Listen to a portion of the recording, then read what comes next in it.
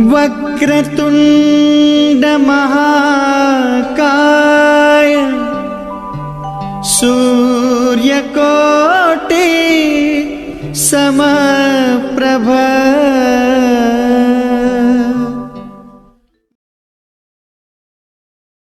नमस्कार, मैं बहुत बहुत स्वागत करता हूं आपका अपने चैनल पे।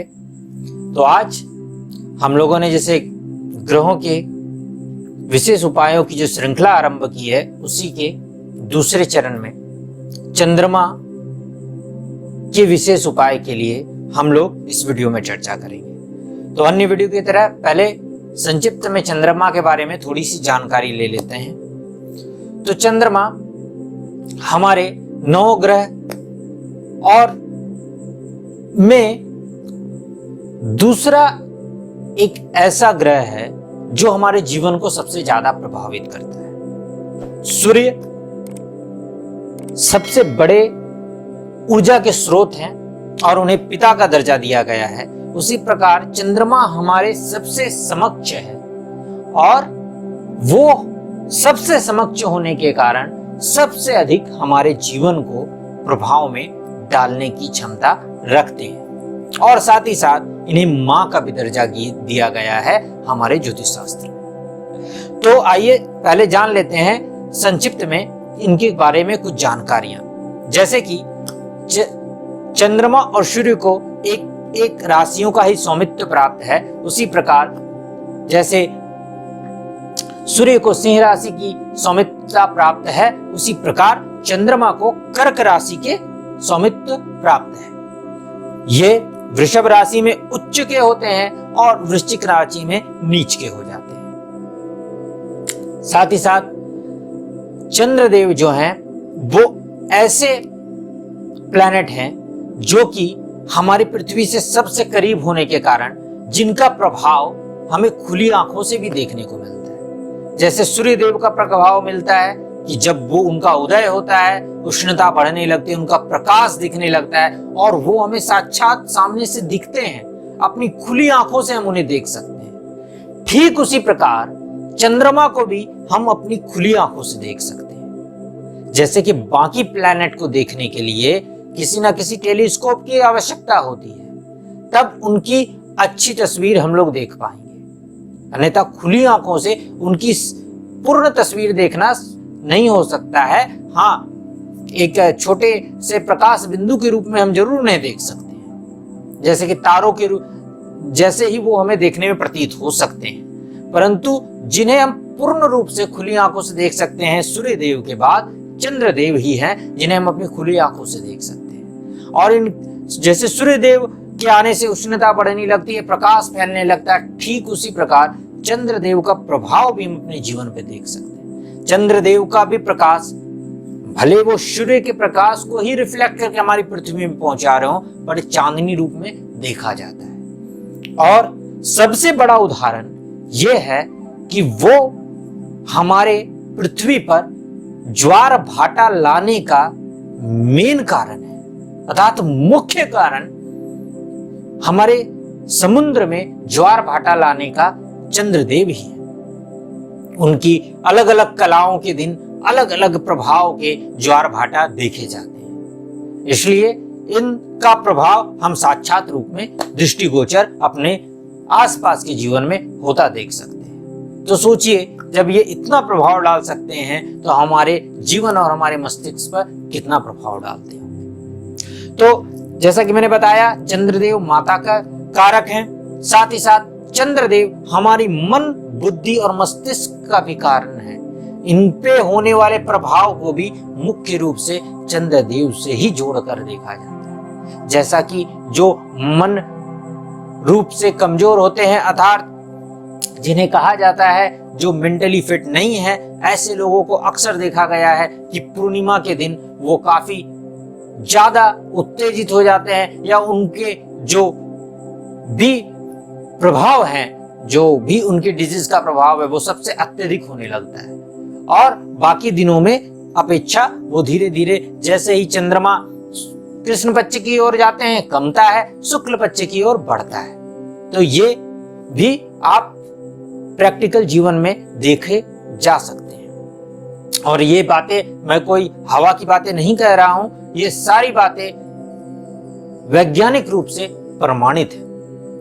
तो अब आते हैं, चलिए ये तो हो गई संक्षिप्त में जानकारी, जो जानकारी कुछ बातें हमें करनी थी। अब आते हैं मूल उपाय के बारे में। तो यदि आपके जीवन में चंद्रमा किसी भी तरह से पीड़ित हैं, अर्थात किसी पाप ग्रह से पीड़ित हो गए, या चंद्रमा नीच के हो गए, या चंद्रमा किसी शत्रु राशि में है, या 6, 12, 8 किसी भी भाव में है और वो शुभता प्रदान आपको नहीं कर रहे हैं, तो आपके जीवन में काफी समस्याओं का सामना करना पड़ सकता है, क्योंकि चंद्रमा आपके मन के कारक होते हैं।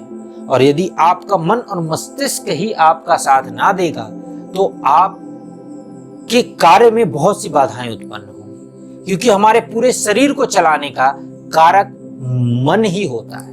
आपको मस्तिष्क ही होता है जो आपको शरीर को सही रूप से नियंत्रित कर सकता है, साथ ही साथ आपके जीवन को सही दिशा भी आपका मस्तिष्क ही दे सकता है।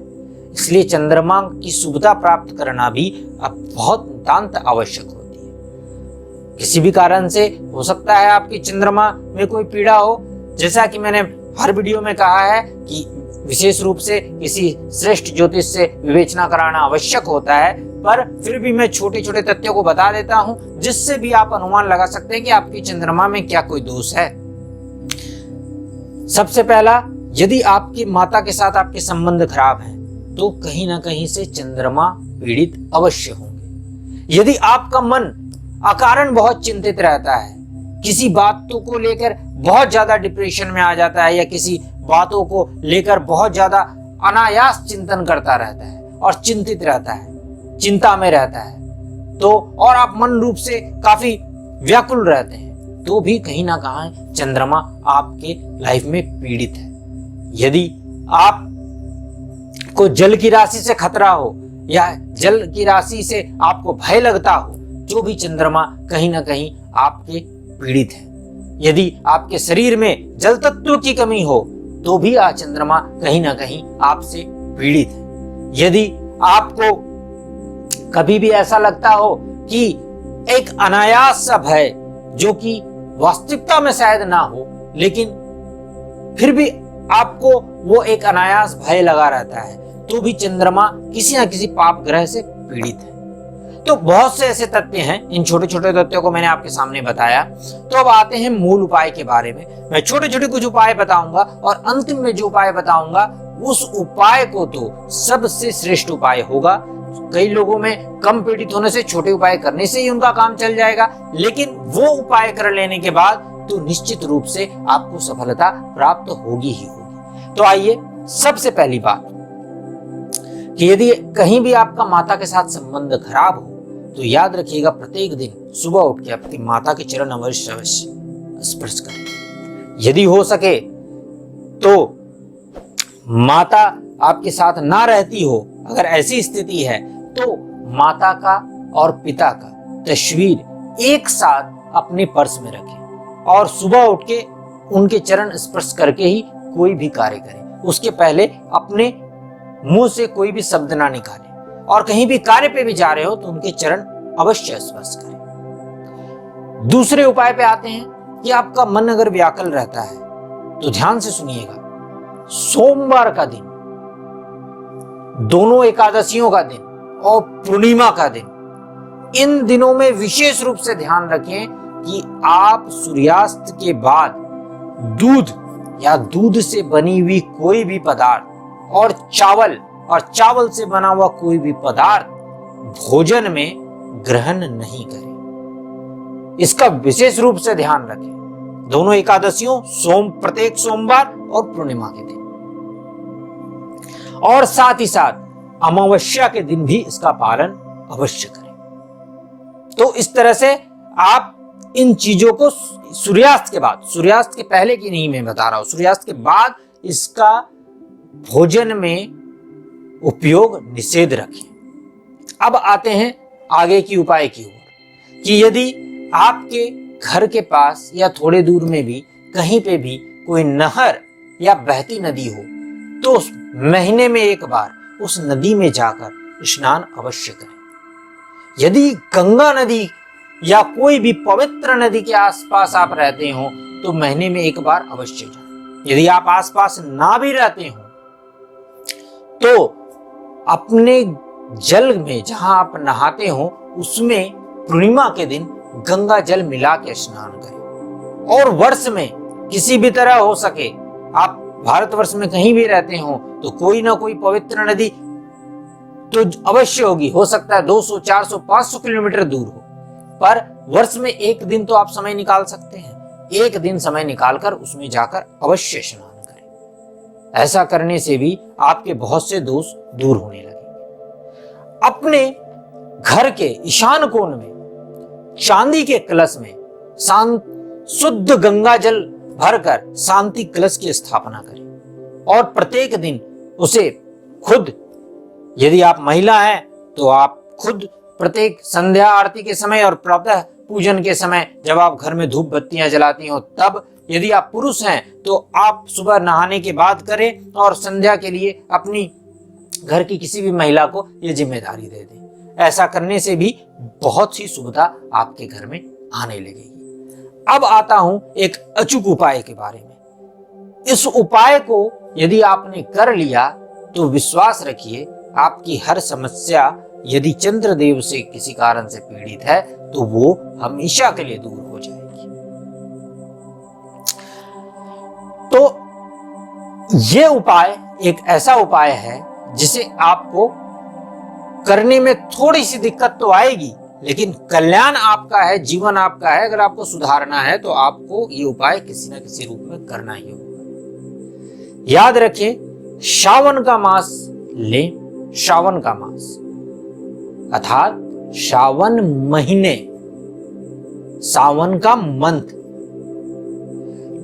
के दिन, प्रत्येक सावन के महीने के प्रथम दिन से लेकर ये प्रारंभ करें। आपके घर के आसपास जो भी शिव मंदिर हो जहां पे प्रत्येक दिन पूजा आराधना होती हो, ऐसे सिद्ध मंदिर को ले लें और प्रातः सुबह 4 बजे उठकर शुद्ध जल से स्नान करके सफेद वस्त्र धारण करें और सफेद वस्त्र धारण करने के बाद शुद्ध लोटे के जल में गंगा जल ले लें। गंगा जल के साथ साथ थोड़ा सा मधु डाल लें, थोड़ा सा आप उसमें ईख का रस डाल लें, थोड़ा सा हो सके तो पंचामृत, पंचामृत आप जानते होंगे, नहीं जानते हो तो आप इंटरनेट के थ्रू जान जाइए, पंचामृत ले लें। पंचामृत लेने के बाद कच्चे गाय का दूध, अर्थात लगिएगा कच्चे गाय का ही दूध होना चाहिए, को ले लें और इन सब पदार्थों को लेकर पैदल चलते हुए, जो भी आपके आसपास का मंदिर हो, इसलिए मैं बोल रहा हूं, आप कहां रहते हैं ये आप ही अच्छे से जान सकते हैं, तो जो भी आसपास का मंदिर हो, पैदल चलते हुए आप खाली पैर पैदल चलते हुए, यदि खाली पैर चल सके तो बहुत अच्छा। अगर बहुत ज्यादा दिक्कत होती हो तो कोई भी हल्का सा हवाई चप्पल पहन सकते हैं। आप पैदल चलते हुए, गाड़ी से नहीं, पैदल चलते हुए सारी सामग्रियों को लेकर वहां पर जाएं। सफेद पुष्प भी उसमें होना चाहिए और सफेद चंदन भी। सारी बातों को आप नोट कर लीजिए, मैं हो सकेगा तो डिस्क्रिप्शन में भी डाल दूंगा सारी सामग्रियों के बारे में। उन सबको इकट्ठा करके आप मंदिर में जाएं और प्रातः काल पट खुलते ही, अगर भीड़ हो तो कोई बात नहीं, आप लाइन में खड़े हो जाएं।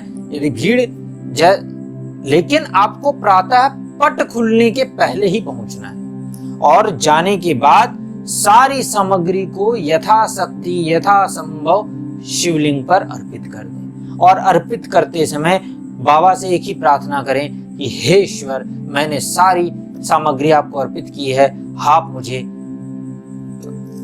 हर पाप दोष से मुक्त करें। और चंद्रदेव से विशेष प्रार्थना करें। बाबा के साथ साथ चंद्रदेव की भी पूजा आवश्यक है, क्योंकि बाबा ने चंद्रदेव को अपने मुकुट में धारण किया है कि हे चंद्रदेव, मुझसे जाने अनजाने जो भी भूल हुआ हो, पिछले जन्म के कर्म हो या इस जन्म में जो कर्म हुए हों उसके लिए मुझे क्षमा करके मुझे आप अपना कृपा पात्र बनाएं और मुझे हर दोषों से मुक्त करते हुए मुझे अपनी शरण में लें। ऐसा आप पहले दिन से लेकर लगातार आने वाले 21 दिनों तक करें। मात्र 21 दिन सावन के होने चाहिए। वो कर लेने के बाद 21वें दिन आप सफेद चावल, सफेद दूध और ईख के रस से, या नहीं हुआ तो आप चीनी भी ले सकते हैं, से सफेद खीर बनवाएं और उस खीर को सारी पूजा जैसे करते हैं आप करने के बाद 21वें दिन सारी सामग्री के साथ उस खीर को भी शिवलिंग पे अर्पित करें और वो थोड़ी अधिक मात्रा में बनवाएं और उसके बाद फिर शुद्ध जल से भी शिवलिंग को नहाएं। उसके बाद बची हुई खीर को, अर्थात मैंने पहले कहा ज्यादा बनवाएं, 21 लोगों में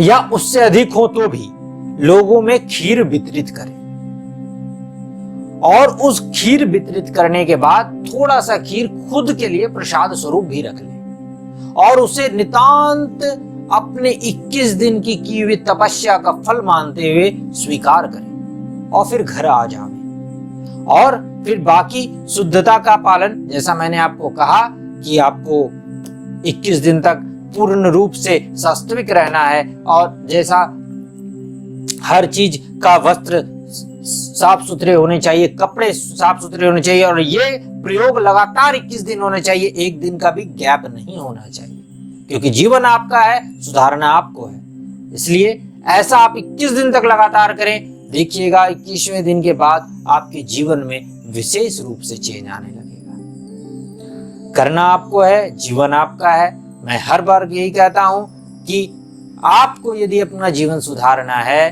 तो उद्योग आपको ही लेना पड़ेगा। एक अच्छा ज्योतिष आपको मार्गदर्शन करा सकता है, करना आपको ही होगा। तब तक के लिए इस वीडियो में इतना ही। नेक्स्ट वीडियो में फिर से मिलता हूं। आशा करता हूं आप लोगों को ये वीडियो पसंद आएगा और आप लोगों के काम भी आएगा। तब तक के लिए नमस्कार।